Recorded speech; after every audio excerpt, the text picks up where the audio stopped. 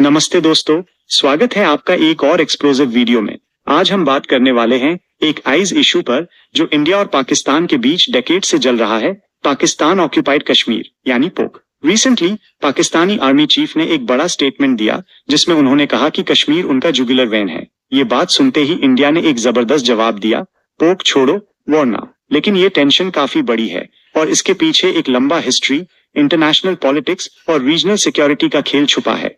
तो आज के इस वीडियो में हम कवर करेंगे पाकिस्तानी आर्मी चीफ ने आखिर क्या कहा, इंडिया का डिप्लोमेटिक और स्ट्रेटेजिक रिस्पांस क्या था, दुनिया का पोक पर क्या स्टांस है, जम्मू एंड कश्मीर का लीगल और हिस्टोरिकल बैकग्राउंड क्या है, और सबसे बड़ा सवाल इसका इंडो पाक रिलेशंस और रीजनल सिक्योरिटी पर क्या असर होगा। ये वीडियो इतना डिटेल्ड है कि आपको पोक का A to Z समझ आ जाएगा, तो लास्ट तक वीडियो देखो क्योंकि एंड में एक इम्पोर्टेंट मैसेज भी है। और हाँ, अगर आपको जियोपॉलिटिक्स और इंडिया के इश्यूज पसंद है तो अभी चैनल को सब्सक्राइब करो और बेल आइकन दबा दो। चलो शुरू करते हैं। Section 1, Pakistani army chiefs provocative statement. तो दोस्तों सबसे पहले बात करते हैं पाकिस्तानी आर्मी चीफ जनरल असीम मुनीर के स्टेटमेंट की, जिसने ये पूरा कंट्रोवर्सी शुरू किया। जनरल मुनीर ने इस्लामाबाद में एक इवेंट में जिसमें ओवरसीज पाकिस्तानी शामिल था कहा, कश्मीर हमारा जुगुलर वे है और हम अपने कश्मीरी ब्रदर को कभी नहीं छोड़ेंगे। जुगुलर वे मतलब वो नस जो दिल तक खून ले जाती है। उन्होंने बेसिकली कहा कि कश्मीर के बिना पाकिस्तान का सर्वाइवल पॉसिबल नहीं है। ये स्टेटमेंट कोई छोटी बात नहीं है। जनरल मुनीर ने यह भी कहा कि वो टू नेशन थ्योरी को सपोर्ट करते हैं जो 1947 में पार्टीशन का बेस थी। उन्होंने कहा, हम हिंदू से हर तरह से अलग हैं और ये बात हमारी जनरेशन्स को याद रखनी चाहिए। ये बात सुन के लगता है जैसे वो पुराने वूंड्स को खोल रहे हैं ना, लेकिन एक मिनट, ये जुगुलर वे वाली बात तो पाकिस्तान का पुराना नैरेटिव है। पाकिस्तान हमेशा से कश्मीर को अपना हिस्सा मानता है, जबकि इंडिया के लिए जम्मू एंड कश्मीर इंक्लूडिंग पोके एक इंटीग्रल पार्ट है। तो जनरल मुनीर का ये स्टेटमेंट क्यों इंपॉर्टेंट है? क्योंकि पाकिस्तान में आर्मी का रोल सिर्फ डिफेंस तक नहीं है, वो पॉलिटिक्स और फॉरेन पॉलिसी को भी कंट्रोल करती है। इस स्टेटमेंट के पीछे एक बड़ा स्ट्रैटेजिक मोटिव हो सकता है। तो सवाल ये है, क्या जनरल मुनीर ने ये बात इंटरनल ऑडियंस को खुश करने के लिए कही या फिर ये इंडिया के अगेंस्ट एक नई प्रोवोकेशन है? इसके जवाब के लिए ह्यूम इंडिया का रिस्पांस देखना होगा, लेकिन उससे पहले एक छोटा सा पोल। आपको लगता है पाकिस्तान का ये स्टेटमेंट क्यों आया? कमेंट में बताएं। ऑप्शन ए डोमेस्टिक पॉलिटिक्स के लिए या ऑप्शन बी इंडिया को प्रोवोक करने के लिए। चलो एज बढ़ते हैं। Section 2, India's diplomatic and strategic response. Flat बात करते हैं इंडिया के रिस्पांस की, जो बिल्कुल क्लियर और पावरफुल था। मिनिस्ट्री ऑफ एक्सटर्नल अफेयर्स के स्पोक्स पर्सन रणधीर जायसवाल ने प्रेस कॉन्फ्रेंस में कहा, how can anything foreign be in a jugular vein. Jammu and Kashmir एक यूनियन टेरिटरी है इंडिया का और इसका पाकिस्तान से एक हाई रिलेशन है, वो है इलीगली ऑक्यूपाइड टेरिटरीज को वेकेट करना। ये स्टेटमेंट सुन के दिल खुश हो गया क्योंकि इंडिया ने एक बार फिर अपना स्टैंड क्रिस्टल क्लियर कर दिया। लेकिन ये सिर्फ डिप्लोमेटिक बात नहीं थी। इंडिया ने इनडायरेक्टली पाकिस्तान को वार्न किया कि पोक पर अपना क्लेम छोड़ दो वरना कॉन्सिक्वेंसेज होंगे। रणधीर जायसवाल ने यह भी कहा कि पाकिस्तान टेररिज्म को स्पॉन्सर करता है, जो रीजनल पीस के लिए सबसे बड़ा रोड ब्लॉक है। ये बात उन्होंने 26/11 मुंबई अटैक्स के कॉन्टेक्स्ट में भी कही, जिसमें पाकिस्तान का रोल सबको पता है। स्ट्रेटेजिकली इंडिया का रिस्पॉन्स सिर्फ वर्ड्स तक नहीं रुका। इंडियन आर्मी ने रिसेंटली पोक के पास लाइन ऑफ कंट्रोल LOC पर विजिलेंस बढ़ा दी है। अप्रैल 2025 में पाकिस्तान ने पूंछ सेक्टर में सीज फायर वायलेट किया, जिसमें इंडियन आर्मी ने रिटेलिएट करके 4 to 5 पाकिस्तानी सोल्जर्स को न्यूट्रलाइज कर दिया। ये दिखाता है कि इंडिया ग्राउंड पर भी रेडी है। लेकिन एक इंटरेस्टिंग बात, इंडिया ने इंटरनेशनल फोरम्स जैसे UN में भी पोक का इशू उठाया है। मार्च 2025 में इंडिया के UN रिप्रेजेंटेटिव ने कहा कि पाकिस्तान ने पोक को इलीगली ऑक्यूपाई किया है और यूज वेकेट करना होगा। ये दिखाता है कि इंडिया भी ग्लोबल स्टेज पर भी पोक को लेकर अग्रेसिव स्टांस ले रहा है। तो दोस्तों, इंडिया का रिस्पॉन्स एक कॉम्बिनेशन है डिप्लोमेटिक प्रेशर, मिलिट्री रेडीनेस और इंटरनेशनल एडवोकेसी। लेकिन क्या ये काफी है और दुनिया इस इशू को कैसे देखती है, ये समझने के लिए ह्यूम इंटरनेशनल पोजीशन देखनी होगी। लेकिन उससे पहले एक क्विक क्वेश्चन, आपको लगता है इंडिया का रिस्पॉन्स कितना इफेक्टिव था? कमेंट में बताएं और वीडियो को लाइक करो अगर आपको इंडिया का स्टैंड पसंद आया। सेक्शन 3, इंटरनेशनल पोजीशन ऑन पोके। चलो दोस्तों, अब थोड़ी ग्लोबल पॉलिटिक्स की बात करते हैं। पोक और कश्मीर इशू पर दुनिया का क्या स्टांस है, ये समझना जरूरी है क्योंकि इंडो पाक रिलेशंस में इंटरनेशनल प्लेयर्स का रोल बहुत बड़ा है। सबसे पहले बात करते हैं यूनाइटेड नेशंस की। हमने 1948 में कश्मीर इशू पर एक रेजोल्यूशन पास की थी, जिसमें कहा गया था कि दोनों कंट्रीज अपनी फोर्सेज हटाएं और प्लेबिस्काइट हो। लेकिन ये रेजोल्यूशन टैब एप्लीकेबल थी जब पोक से पाकिस्तानी फोर्सेज निकल जाती। पाकिस्तान ने ऐसा कभी नहीं किया, तो टेक्निकली वो रेजोल्यूशन इरेलेवेंट हो चुकी है। फ्लैट UN में इंडिया का स्टैंड है कि कश्मीर एक बायलैटरल इशू है और कोई थर्ड पार्टी इंटरवेंशन नहीं चाहिए। और फ्लैट आते हैं मेजर कंट्रीज पर। यूनाइटेड स्टेट्स का स्टांस मोस्टली न्यूट्रल रहा है।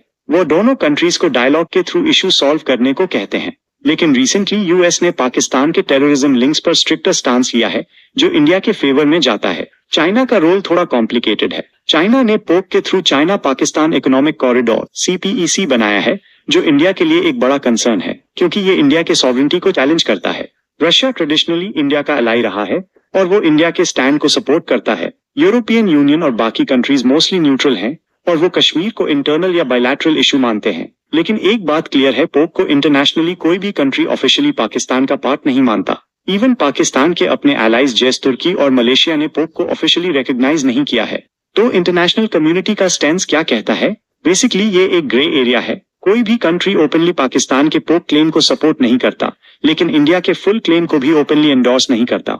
इसके पीछे जियोपॉलिटिक्स और ट्रेड इंटरेस्ट्स हैं। लेकिन एक चीज क्लियर है, इंडिया का स्टैंड ग्लोबली ज्यादा वेटेज रखता है, क्योंकि पोक पर पाकिस्तान का कंट्रोल लीगली क्वेश्चनेबल है। और फ्लैट सवाल ये है, क्या इंटरनेशनल प्रेशर से पोक का इशू सॉल्व हो सकता है, या फिर ये सिर्फ इंडिया और पाकिस्तान के बीच का मैटर है? इसके लिए यून पोक का लीगल और हिस्टोरिकल बैकग्राउंड समझना होगा। चलो अगले सेक्शन में डाइव करते हैं। Section 4, legal and historical background of Jammu and Kashmir. Flat दोस्तों, हम गए हैं इस इशू के कोर पर जम्मू एंड कश्मीर का लीगल और हिस्टोरिकल बैकग्राउंड। ये समझना जरूरी है, क्योंकि पोक का इशू 1947 के पार्टीशन से शुरू होता है। तो चलो टाइम मशीन में बैठते हैं और थोड़ी हिस्ट्री एक्सप्लोर करते हैं। 1947 में जब इंडिया और पाकिस्तान बेन तो प्रिंसली स्टेट्स को ऑप्शन दिया गया कि वो इंडिया या पाकिस्तान के साथ जाएं। जम्मू एंड कश्मीर एक प्रिंसली स्टेट था, जिसका रूलर था महाराजा हरी सिंह, जो एक हिंदू किंग था, लेकिन पॉपुलेशन में मेजॉरिटी मुस्लिम्स थी। महाराजा ने पहले न्यूट्रल रहने का सोचा, लेकिन अक्टूबर 1947 में पाकिस्तान ने ट्राइबल मिलिशियाज और अपनी आर्मी के साथ कश्मीर पर अटैक कर दिया। ये अटैक देखकर महाराजा हरी सिंह ने इंडिया से हेल्प मांगी। इंडिया ने कहा, पहले एक्सेशन करो, फिर हम हेल्प देंगे। तो द 26 अक्टूबर 1947 को महाराजा ने इंस्ट्रूमेंट ऑफ एक्सेशन साइन किया और Jammu and Kashmir officially India का पार्ट बन गया। इंडियन आर्मी ने इंटरवीन किया और इससे पहला इंडो पाक वॉर शुरू हुआ 1947-48। वॉर के बाद यूएन ने सीज फायर मीडिएट किया और लाइन ऑफ कंट्रोल LOC बनाई गई, जिससे कश्मीर 2 पार्ट्स में डिवाइड हो गया, एक इंडिया के पास और एक पाकिस्तान के पास, जो अब पोक कहलाता है। और फ्लैट लीगली बात करते हैं। इंडिया का स्टैंड है कि पूरा जम्मू एंड कश्मीर इंक्लूडिंग पोक इंडिया का इंटीग्रल पार्ट है, क्योंकि महाराजा ने एक्सेशन किया था। पाकिस्तान का क्लेम है कि एक्सेशन इनवैलिड था और कश्मीर के लोग प्लेबिस्काइट चाहते हैं। लेकिन इंटरनेशनल लॉ में इंस्ट्रूमेंट ऑफ एक्सेशन एक लीगल डॉक्यूमेंट है और पोक पर पाकिस्तान का कंट्रोल इलीगल ऑक्यूपेशन माना जाता है। पोक में 2 रीजन्स हैं, आजाद जम्मू एंड कश्मीर AJK और गिलगित बल्तिस्तान। पाकिस्तान इन्हें ऑटोनोमस बोलता है, लेकिन रियलिटी में दोनों रीजन्स पर पाकिस्तानी आर्मी और गवर्नमेंट का फुल कंट्रोल है। वहां के लोकल्स को बेसिक राइट्स भी नहीं मिलते और प्रोटेस्ट को सप्रेस किया जाता है। इस हिस्ट्री से एक बात क्लियर है, पोक का इशू सिर्फ टेरिटोरियल नहीं है, ये एक आइडियोलॉजिकल और पॉलिटिकल बैटल है। पाकिस्तान 2 नेशन थ्योरी के बेस पर पोक को अपना मानता है, जबकि इंडिया सेकुलरिज्म और लीगल एक्सेशन के बेस पर अपना क्लेम रखता है। तो अब सवाल ये है, इस हिस्ट्री का फ्यूचर पर क्या असर होगा? चलो लास्ट सेक्शन में इसका जवाब देखते हैं। Section 5, implications for regional security and Indo पाक रिलेशंस। फ्लैट दोस्तों, हम आगे हैं सबसे इंपॉर्टेंट पार्ट पर, पोके टेंशन का रीजनल सिक्योरिटी और इंडो पाक रिलेशंस पर क्या असर होगा। ये इश्यू सिर्फ इंडिया और पाकिस्तान तक नहीं, पूरे साउथ एशिया के स्टेबिलिटी को अफेक्ट करता है। सबसे पहले बात करते हैं रीजनल सिक्योरिटी की। पोक एक स्ट्रेटेजिक लोकेशन पर है, ये इंडिया, पाकिस्तान, चाइना और अफगानिस्तान के क्लोज है। इसके वजह से ये एक हॉटस्पॉट है टेररिज्म और जियोपॉलिटिकल गेम्स के लिए। पाकिस्तान ने पोक को टेररिस्ट ट्रेनिंग कैंप्स के लिए यूज किया है, जिससे इंडिया में अटैक्स हुए, जैसे 2008 मुंबई अटैक्स। इंडिया ने इसके अगेंस्ट सर्जिकल स्ट्राइक्स और बालाकोट एयर स्ट्राइक जैसे स्टेप्स लिए हैं, जो दिखाता है कि इंडिया ये भी रिएक्टिव नहीं, प्रोएक्टिव है।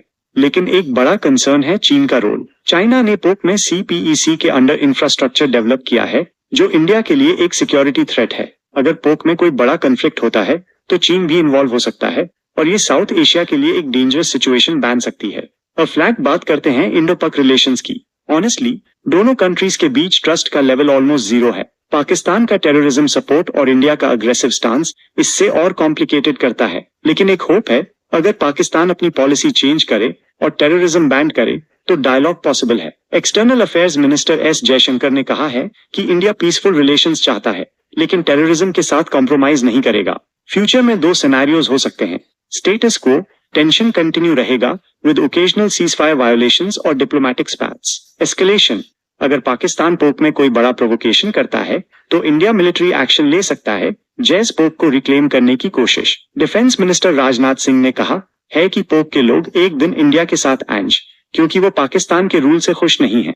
तो दोस्तों, ये इश्यू इतना सिंपल नहीं है। ये हिस्ट्री, पॉलिटिक्स और स्ट्रैटेजी का एक कॉम्प्लेक्स मिक्स है। लेकिन एक बात क्लियर है, इंडिया अपने स्टैंड पर सॉलिड है और पोप को छोड़ने वाला नहीं है। ये फ्लैट सवाल आप पर है, आपको लगता है पोप का इश्यू कैसे सॉल्व होगा, डिप्लोमेसी से या मिलिट्री एक्शन से? कमेंट में अपना ओपिनियन जरूर बताएं। तो दोस्तों, यहाँ हमारी डिटेल्ड एनालिसिस खत्म होती है। आज हमने देखा कि पोप टेंशन क्यों एस्केलेट हो रही है, पाकिस्तानी आर्मी चीफ ने क्या कहा, इंडिया ने कैसे जवाब दिया, इंटरनेशनल पोजीशन क्या है और इसका फ्यूचर क्या हो सकता है। ये इश्यू सिर्फ एक टेरिटोरियल डिस्प्यूट नहीं, बल्कि एक आइडियोलॉजिकल और स्ट्रेटेजिक बैटल है जो साउथ एशिया के फ्यूचर को शेप करेगा। अगर आपको ये वीडियो पसंद आया तो प्लीज लाइक बटन दबाएं, चैनल को सब्सक्राइब करें और बेल आइकन प्रेस करें ताकि आपको आइज हाई इंफॉर्मेटिव वीडियोस मिलते रहें। और हाँ, अपने दोस्तों के साथ ये वीडियो शेयर करो क्योंकि पोप का इश्यू हर इंडियन को समझना चाहिए। एक लास्ट सवाल, आपको लगता है पोप कब और कैसे इंडिया का पार्ट बनेगा? कमेंट में अपना जवाब लिखें और हम अगले वीडियो में आपके कमेंट्स फीचर करेंगे। तब तक के लिए स्टे इन्फॉर्म्ड, स्टे क्यूरियस और अपना ख्याल रखिए। नमस्ते।